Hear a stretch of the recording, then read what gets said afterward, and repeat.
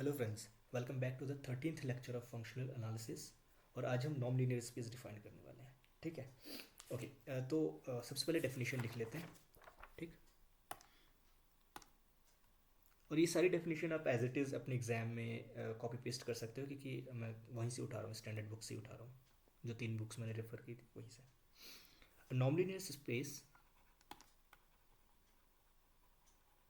A normed linear space is a vector space, is a vector space V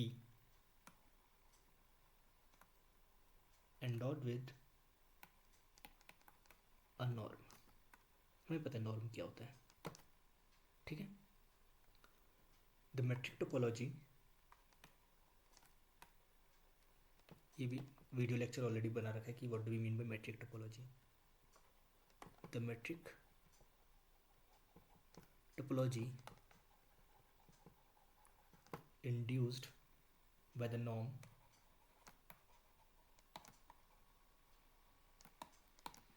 is called its norm topology। क्या मतलब है इसका? देखो, एक चीज़ पहले ये देखो, फिर से वही डायग्राम में बार बार पीछे ही जा रहा हूँ।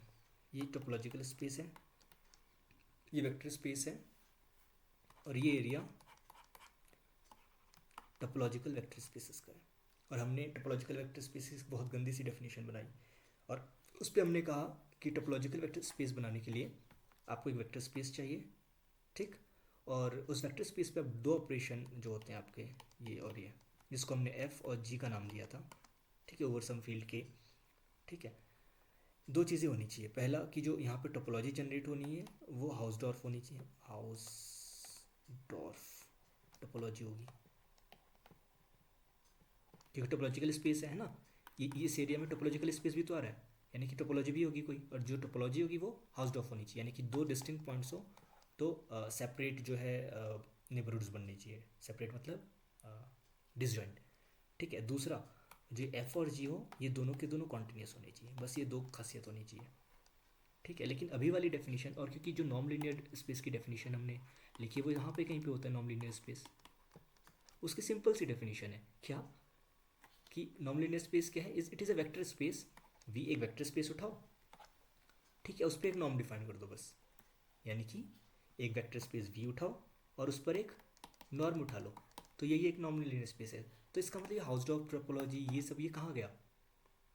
ठीक है, तो ये आएगा, अभी ये यहाँ से आया। थोड़ी देर में हम ये प्रूव करेंगे कि ये जो नॉर्म होता है ना, किसी भी मैट्रिक का नॉर्म, हम यहाँ पर एक इस वी पर ना हाउसडॉर्फ टोपोलॉजी, क्योंकि हमें पता है कि अगर आपके पास एक्स टी कोई मैट्रिक स्पेस है तो वो हमेशा हाउसडॉर्फ टोपोलॉजी बनाता है ना। तो हम इसको एक मैट्रिक स्पेस का नोटेशन भी देंगे। कैसे?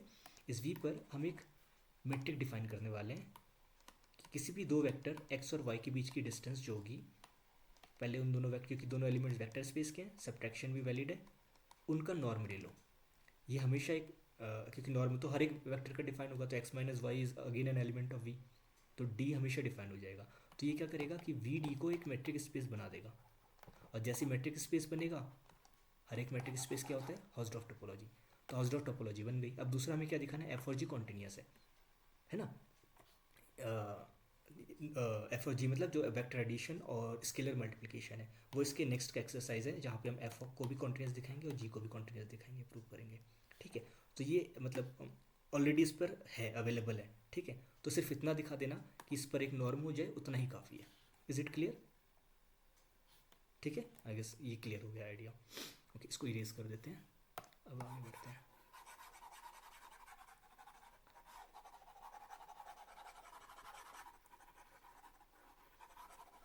अगर बहुत ही ज़्यादा डिटेल में मैं समझा रहा हूँ तो मुझे कमेंट करके आप मना कर दो कि इतना डिटेल भी मत समझाओ।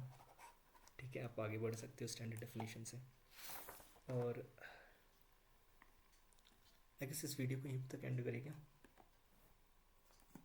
या तो इसको थोड़ा और इंक्रीज़ कर ही लेते हैं?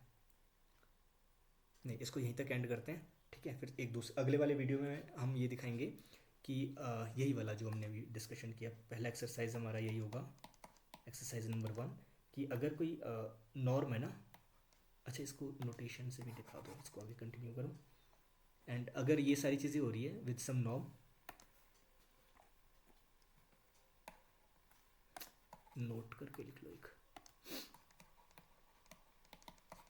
If this which is if this is a norm on V, then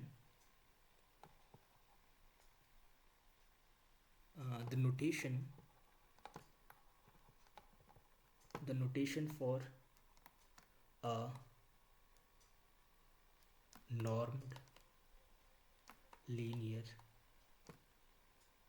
is this V और फिर कॉमा करके ये वाला, ठीक है। और नॉर्म लीनियर स्पेस को मैं मोस्टली यही लिखूंगा, ठीक है, short form norm linear space, इसका मतलब ये होगा, ठीक है। और V, और इसका मतलब क्या होगा कि ये एक नॉर्म लीनियर स्पेस है, ठीक है। ऑब्वियसली अगर आपके पास V1 और V2 दोनों वेक्टर स्पेसेस हैं और इन दोनों पर आप सेम नॉर्म अप्लाई करते हो तो ये पॉसिबल है कि सेम टाइप की टोपोलॉजी जनरेट हो, ठीक है।